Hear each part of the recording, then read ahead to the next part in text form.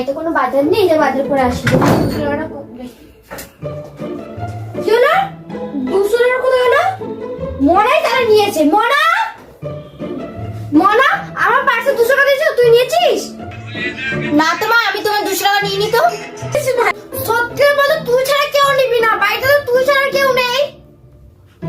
বলছি তো আমি নিনি, মানে বাড়িতে কিছু চুরি হয়ে গেলে কি আমাকে ধরবে না? বাবার লুঙ্গি চুরি হয়ে গেলে আমাকে ধরছো, মানে আমাকে তোমরা কি ভেবেছো গো? তুই নিয়েছিস চোর একটা। 200 টাকা চোরের মতন চুরি করে নি, চোর কোথাকারে।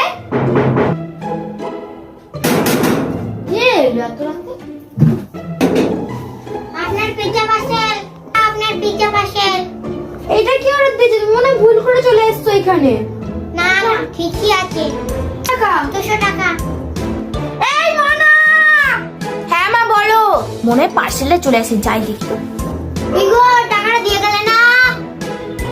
হ্যাঁ, এই তো যাচ্ছি। এই নাও তোমার টাকাটা।